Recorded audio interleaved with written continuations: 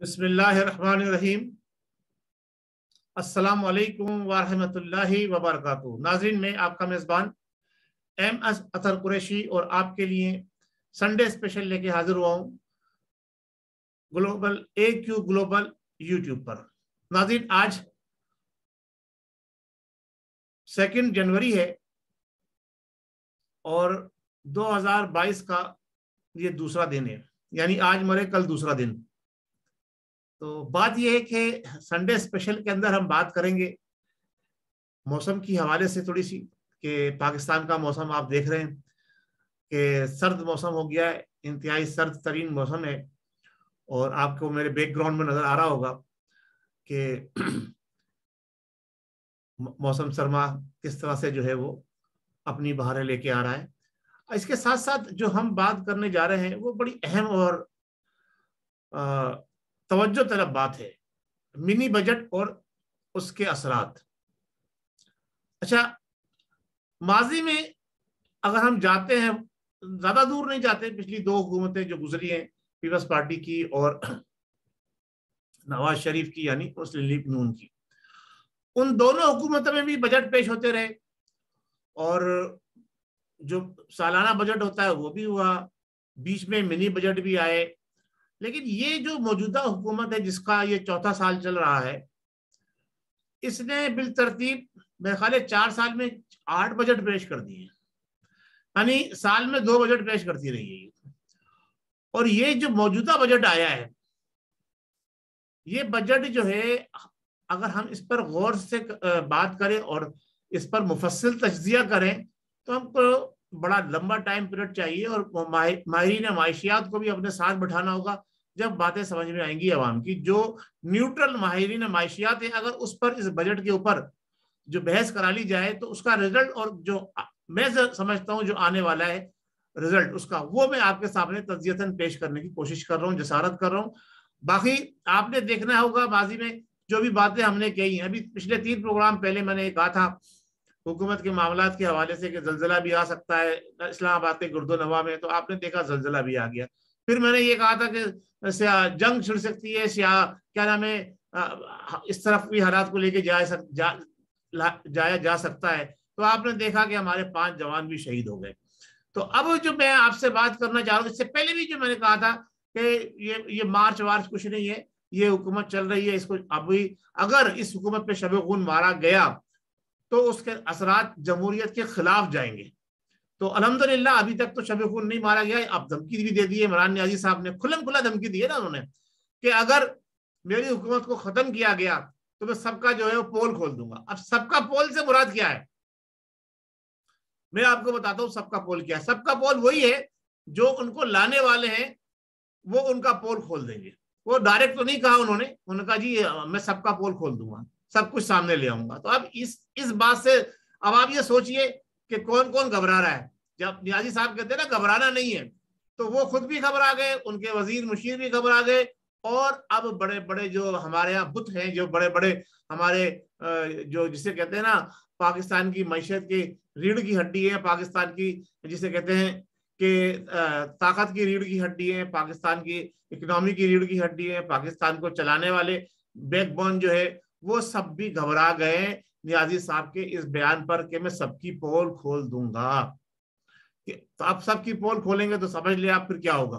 बहरहाल जो लोग मुकद्दस गाय बनी हुई है जो हमारे यहाँ, उन मुकद्दस गायों का क्या बनेगा, और जो हमारे और दीगर लोग हैं उन सबका क्या बनेगा। तो अब मिनी बजट के असरात में जहां तक जो कुछ चीजें सामने आई हैं, जो बेस्ट मुआयसे मैंने सुने हैं, देखे हैं, उसका मैंने रिजल्ट जो अपने तय निकाला है, अपने जहन में जो चीज मेरे समझ में आई है, जो बात वो आपके सामने पेश करने की कोशिश कर रहा हूँ, वो ये है कि पिछले तमाम बजट जो थे जो हुकूमतों ने पेश किए थे, उसके असरात जो थे वो अवाम पर पड़ रहे थे डायरेक्टली।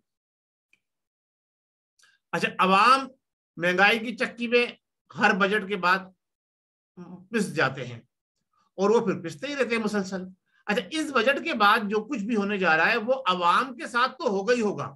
ये बड़े गौर तलब बातें जो मैं आपसे बात कहने जा रहा हूँ कि अवाम के साथ तो होगा ही होगा। मैंने जैसे पहले भी अपने 1-2 प्रोग्राम पहले भी कहा, अवाम का क्या है, थोड़े से कट मर जाएंगे, थोड़े से और पिस जाएंगे, ना रोटी है, ना कपड़ा है, ना मकान है, ना घर है, ना बार है, ना तालीम है, ना सेहत है, कुछ भी नहीं है, बस सारे ढोंग ही ढोंग है। सेहत कार्ड, फलाना कार्ड, तालीम कार्ड, ये सब इस हुकूमत के सारे ढोंग है जो अब तक जो है वो लोगों को बेवकूफ बनाती चली आ रही है। कभी मदीने की रियासत का तस्वुर, सारे काम उसके खिलाफ, ये सारी चीजें। इसी तरह से ये बजट जो है जिस पर अपोजिशन ने अपना पूरा जोर लगा लिया कि हम इस बजट को पास नहीं होने देंगे, लेकिन जब उन्होंने देखा कि हमारे हाथ में कुछ भी नहीं है, ऊपर से जब डंडा चलता है तो अच्छे अच्छे सीधे हो जाते, तो वो भी खामोश हो गए, बजट पास भी हो गया। अब बात ये है कि इस बजट के असरात जो है वो पाकिस्तान की आवाम के साथ साथ इस बजट के असरात पाकिस्तान पर भी पड़ने जा रहे हैं। देखिए, माजी में ऐसा नहीं हुआ कि बजट के असरात इतने मुज़र हों कि हमारी पाकिस्तान की सालमियत को खतरा लाक हो जाए, लेकिन ये बजट जो है, यानी साल का पहला तोहफा जो है, 2022 साल का पहला तोहफा जो है वो ये है कि जो मिनी बजट आया है उसके असरात इतने खतरनाक होंगे कि पाकिस्तान की आवाम के साथ साथ पाकिस्तान की सालमियत को भी खतरा लाहक हो गया। अब तक तो ये खतरा सिर्फ टलता जा रहा था ऊपर ऊपर से। आपने देखा होगा कि हमेशा सुनामी आती है और वो जनाब अली फला से चलिए, अभी अभी ओमान तक पहुंच गई, अभी दुबई तक पहुंच गई, अभी वहां तक पहुंच गई, उसके बाद जब पाकिस्तान की बारी आती है तो वो सुनामी मुड़ जाती है। लेकिन ये सुनामी इस दफा पाकिस्तान में दाखिल हो गई, और वो सुनामी दाखिल हुई है दो सूरतों की रोशनी में। एक तो ये कि अवाम अब महंगाई की सुनामी के जरिए कुचले जाएंगे, बह जाएंगे, ढह जाएंगे, तबाह हो जाएंगे, बर्बाद हो जाएंगे। दूसरा, जनाब अली हुकूमत का कंट्रोल अपने इदारों से उठ जाएगा। यानी स्टेट बैंक ऑफ पाकिस्तान अब पाकिस्तान की गवर्नमेंट की कंट्रोल से कतई बाहर निकल गया। स्टेट बैंक ऑफ पाकिस्तान इस बजट के अप्रूव होने के साथ ही अब पाकिस्तान का कोई कंट्रोल, पाकिस्तान की हुकूमत का, पाकिस्तान के अस्करी इदारों का, पाकिस्तान के किसी भी अवाम का कोई control state bank of Pakistan पर नहीं रहा। सबसे बड़ा जो धचका लगा है इस हुकूमत ने, यानी 73-74 साल के अंदर कभी ऐसा नहीं हुआ। जिन लोगों को ये लोग डाकू कह रहे हैं हुकूमत वाले, जिन्होंने पाकिस्तान को बर्बाद कर दिया, जिन्होंने पाकिस्तान को तबाह कर दिया, उनके दौर में कभी ऐसा नहीं हुआ जो इस दौर में ये हो गया। यानी 74 साल की पाकिस्तान की तारीख में पहली मरतबा state bank of Pakistan Pakistan की गवर्नमेंट की कंट्रोल से बाहर चला गया। अच्छा, अब ये कहते चले आ रहे हैं कि जनाब पिछली सारी हुकूमतों का शाख खासा है, पिछली हुकूमतों ने जनाब अली इतना कर्जा उठाया, हमने पे ऑफ किया। अच्छा, पे ऑफ किया तो कर्जा कम होना चाहिए कि कर्जा बढ़ गया। जो पिछली 70 साल के अंदर जितना कर्जा पाकिस्तान में चढ़ा था, फॉर एग्जाम्पल के तौर पे कह रहा हूं मैं, फैक्ट्स एंड फिगर तो मैं आपको नहीं पेश कर सकता यहां पर। फॉर एग्जाम्पल पिछले 70 साल के अंदर पाकिस्तान के ऊपर 500 बिलियन जो है वो डॉलर का कर्जा चढ़ा था 70 साल के अंदर, 75 साल के अंदर, तो सॉरी 70 साल के अंदर। तो ये सिर्फ 4 साल के अंदर वो 500 बिलियन से बढ़कर, पाक रुपीस की बात कर रहा हूं, डॉलर की नहीं, 500 बिलियन डॉलर से बढ़कर वो जनाब अली, जबकि इन्होंने अदा भी कर दिया बखौल इस हुकूमत के। हमने जो कर्जा लिया है वो कर्जों की अदायगी में गया है, कर्ज अदा किया है, सूद नहीं कर्ज अदा किया है, कर्ज कम किया है। लेकिन वो अब 500 बिलियन से बढ़कर वो जनाब अली 1200-1400 बिलियन हो गए। तो भाई आपने जब कर्जा अदा किया है तो आपने कितना कर्जा लिया है कि जनाब अली कि वो 500 से बढ़कर जनाब अली 1300-1400 पे पहुंच गया।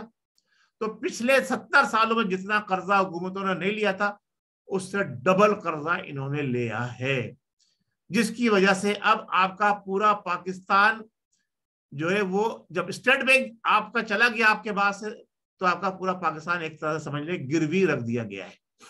अच्छा, पिछली हुकूमत तो कुछ इदारे गिरवी रखे थे, कुछ रोड गिरवी रखे थे, कुछ हाईवे गिरवी रखे, इन्होंने पूरा पाकिस्तान गिरवी रख दिया। अब बारी आ रही है जनाब हमारे एटमी तंसीबात की, एटमी हथियार की। जो हमारे फौजी सबसे ज्यादा असर मुतासिर, पता है कौन होगा इसमें? हमारे अस्करी इदारे मुतासिर होंगे।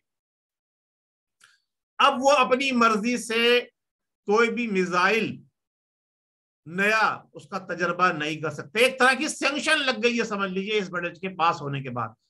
अपनी मर्जी से कोई भी नया मिसाइल का तजर्बा नहीं कर सकेंगे, एटमी तजर्बा नहीं कर सकेंगे, कोई नई आबदोश का तजर्बा नहीं कर सकेंगे, कुछ भी नहीं कर सकेंगे। ये सबसे बड़ी पाबंदी इस मिनी बजट की वजह से पाकिस्तान पर लगी है। तो अब आप सोचिए कि इससे पहले क्या माजी में कभी ऐसा हुआ था?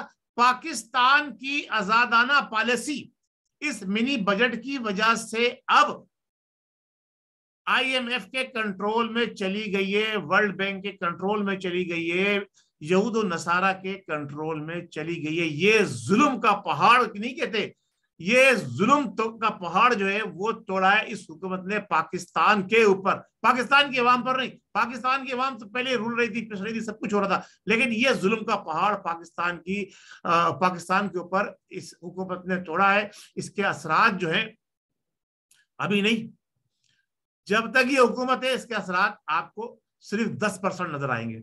जैसे ही इस हुकूमत का टर्न ओवर खत्म होगा, उसके जो बकाया 90% असरात हैं वो आपके सामने आना शुरू होंगे, और आइंदा के 5 साल जो है वो इंतहाई खतरनाक तरीन होंगे। लेकिन इसके बावजूद मैंने जैसा आपको कल के प्रोग्राम में कहा, इससे पहले भी कहा कि ये 2002 पाकिस्तान की खुशहाली, तरक्की और कामयाबी की तरफ एक सीढ़ी बनने जा रहा था, लेकिन इस बजट को अगर पास इन्होंने करा दिया तो फिर हमारे लिए मुश्किलात सामने खड़ी होंगी, और वही हुआ कि बजट पास हो गया। अब अल्लाह आलम बिस्सबाब पाकिस्तान का क्या बनने जा रहा है, पाकिस्तान के क्या हालात होंगे, तो ये बड़े माहिरीन, बड़े तजिया निगार मौजूद है, वो इस पर बात करेंगे।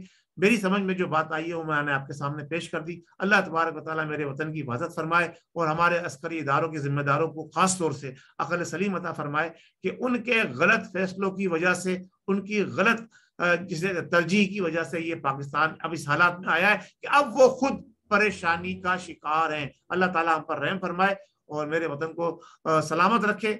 लेकिन अब हालात जो हैं वो पाकिस्तान की गवर्नमेंट के कंट्रोल से बाहर जा चुके हैं। बहुत शुक्रिया, अस्सलाम वालेकुम। मेरा काम था आगाही देना, अब आवाम खुद देख रही है तो खुद समझेगी कि हुकूमत ये पाकिस्तान के आवाम के लिए बेहतर गुजरी, या जो कुछ इन्होंने अब तक बातें की हैं वो सिर्फ ढोल ताशे थे जो बजाते रहे ये, और दूर से उनकी आवाज जो है आवाम को जो है बड़ी सुंदर लगती रही, लेकिन जब करीब जाके अंदर उतर के देखा है तो जनाब अली कब्र की गहराई का पता ही नहीं चल रहा, कितनी गहरी कब्र जो आवाम के लिए खोद के जा रहे हैं, पाकिस्तान के लिए खोद के जा रहे हैं। बहुत शुक्रिया, अस्सलाम वालेकुम व रहमतुल्लाहि व बरकातहू। पाकिस्तान जिंदाबाद,